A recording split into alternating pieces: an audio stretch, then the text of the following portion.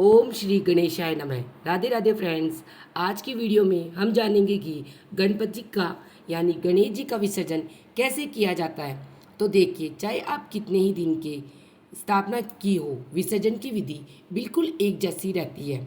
आपके घर के आसपास कोई भी नदी तालाब तो आप वहाँ पे विसर्जन कर सकते हैं। आप चाहे तो आप अपने घर पे भी विसर्जन कर सकते हैं। गणेश जी का विसर्जन कैसे करना है, चलिए जान लेते हैं। इस दिन आप विसर्जन कर रहे हैं, जिस दिन आप लोग विसर्जन कर रहे हैं, विसर्जन से पहले हमें एक बड़े से पात्र में जल भरना है। इस जल में थोड़ी सी रोली और थोड़े से चावल हमें डालने हैं। फिर हम इसमें थोड़े से फूल डालेंगे। इस तरह से विसर्जन का जल तैयार हो जाएगा। अब हमें इस जल में विसर्जन करना है, तो विसर्जन से पहले गणेश जी की पूजा की जाएगी। तो आप धूप दीप जला लीजिए। गणेश जी को हम तिलक कर देंगे। छोटे गणेश जी, रिद्धि सिद्धि माता, सभी को हम रोली से तिलक करेंगे। तिलक के ऊपर चावल समर्पित कर देंगे।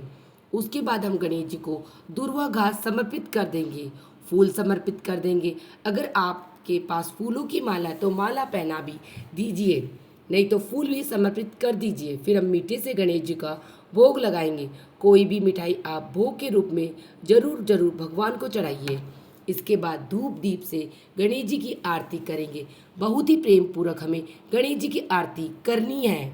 फिर हाथ जोड़कर कहेंगे, हे भगवान, मैंने इतने दिन के लिए अपने घर में आपकी स्थापना की है। इस दौरान मुझसे या परिवार के किसी सदस्य से कोई गलती हो तो मुझे क्षमा करें और अगले वर्ष जल्दी आए आप।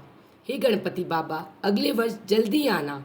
इस तरह से क्षमा याचना करने के बाद फिर हम जल के छींटे लगा देंगे और जितने भी हमने दिन स्थापना की है, जो भी हमने विग्रह स्थापित किया है, सभी को हम थोड़ा थोड़ा हिला देंगे। तो अपनी जगह से सभी को हिला देंगे और कलश को भी हिला देंगे।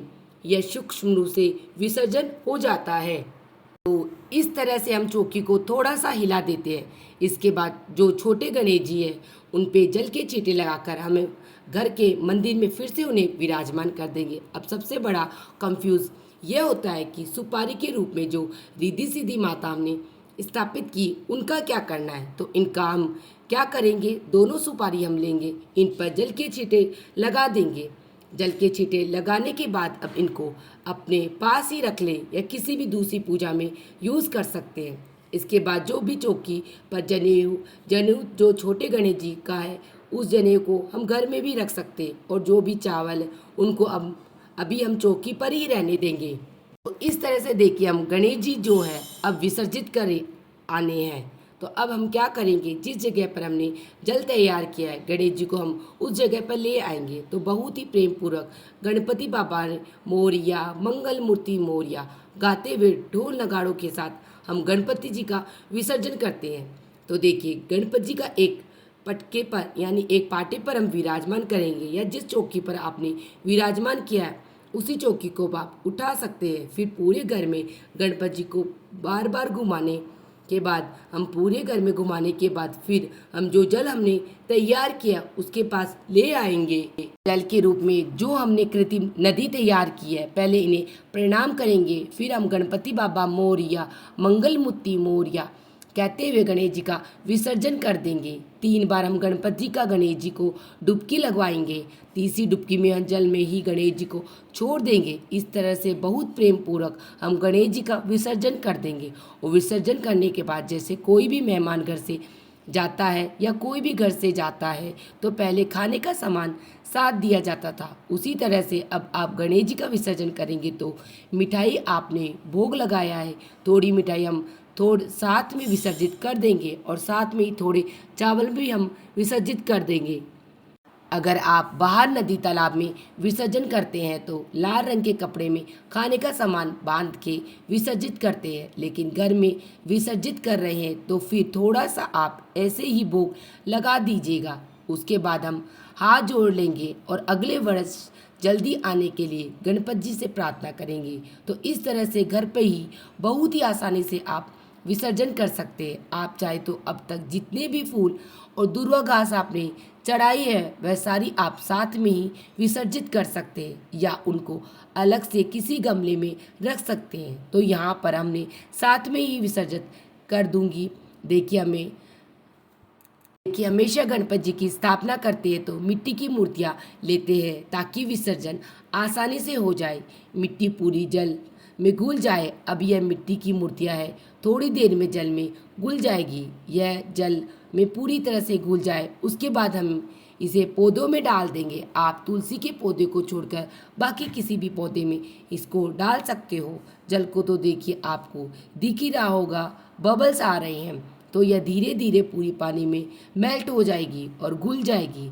तो इस तरह से घर पर ही बहुत आसानी से हम गणपति जी का विसर्जन हो जाएगा। अब विसर्जन हमने कर दिया है चौकी के बाकी सामान का। अब हमें क्या करना है तो देखिए, मिठाई जो भी हमने चढ़ाई वह सारी उसी समय प्रसाद के रूप में हम सबको बांट देंगे। गुड़ नारियल है उसको काट के आप इसका भी प्रसाद बना के सबको लोगों को खिला सकते हैं, सबको वितरित कर देना। इसके साथ जो दक्षिणा है वह हम दान कर देंगे। जो जनेऊ हमने चढ़ाया है, ये जनेऊ जब भी आप कभी मंदिर जाए तो वहाँ पर गणेश जी को चढ़ा दीजिएगा। इसके साथ जो कलश की स्थापना की है, कलश के नारियल को भी प्रसाद के रूप में सब में बांट दिया जाता है। इसे भी काट लेना और सबको बांट देना। और जो हमने कलश रखा है, कलश के ऊपर जो हमने आम के पत्ते रखे हैं, इनको आप किसी गमले में रख दीजिए, इसका खाद बन जाएगा। इसके साथ ही कलश के अंदर से सुपारी सिक्का निकलेगा। सुपारी और सिक्के को आप अपने पास रखिए, घर में किसी भी दूसरी पूजा में इसको यूज़ कर सकते। और जो जल है, जो मतलब कलश में हमने जो गंगा जल मिला के जल रखा, इसको ये छींटे पूरे घर में लगाकर फिर हमें किसी पौधे में बच जाए तो पौधे में डाल देंगे। बस तुलसी को छोड़कर बाकी किसी भी पौधे में आप इस जल को सींच सकते हैं। इसके अलावा देखिए, जो भी चावल आपने चढ़ाए हैं, मैंने तो थोड़े से ही चावल चढ़ाए हैं, तो अगर थोड़े से चावल है तो आप पक्षियों को डाल दीजिए। ज़्यादा चावल है तो आप इसको दान कर सकते हैं। और जो कपड़ा है वह धोकर हम पूजा में दोबारा यूज़ करेंगे। तो इस तरह से घर पे ही बहुत आसानी से आप गणेश जी का विसर्जन कर सकते हैं। देखिए, गणेश जी का पूजन हमने बहुत ही श्रद्धा भाव से किया है, तो आप अपने गणेश जी का विसर्जन भी बहुत श्रद्धा भाव से कीजिएगा। ऐसे ही किसी पेड़ के नीचे या किसी नदी के किनारे मत रख के आइए, क्योंकि ऐसे रखे आ जाते हैं लोग, अगले दिन जाकर देखना कि हमारी मूर्तियाँ कितनी बुरी हालत में होती है।